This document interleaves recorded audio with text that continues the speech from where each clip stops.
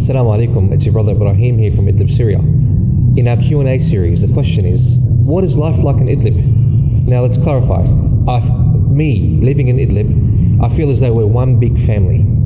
4.2 million approximately living in these freed areas.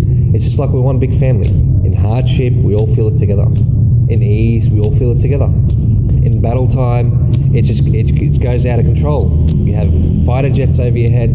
You have women and children and families rushing away from the front lines and from the areas that are being bombed. It just reminds me so much of the Day of Judgment. It reminds me of the hadith of our Prophet ﷺ when he said, "Akthiru min dhikri hadum al-ladhat." Frequently remind yourself of the destroyer of pleasures, which is death. You see death in front of your eyes frequently on a daily, and sometimes on an hourly and a momentary basis. You see the faces of the people. Everyone's just worried about themselves, about their family, about their kids. Imagine that. In times of ease, you see the people, their spirits are high, they try to rebuild their lives and rebuild what was destroyed by the aggression and the oppression by the enemies of the revolution.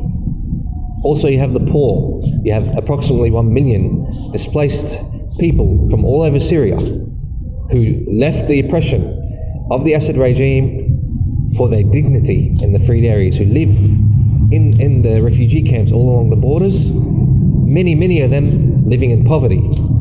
You have also the middle class who are living in the cities and in the suburbs, and you have the rich who, you could say, have businesses and factories and providing the services needed for the society to live.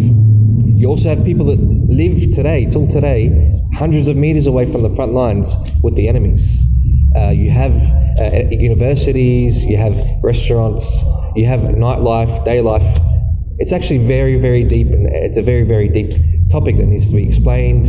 And I look forward to doing more videos about this topic, possibly in the series, inshallah, where I'll try to go out and actually visit places on the ground, refugee camps, universities, mosques, as well as schools and other places, front lines, mathalan. I can give you more of an on-the-ground picture, an image of what life is really like in Idlib.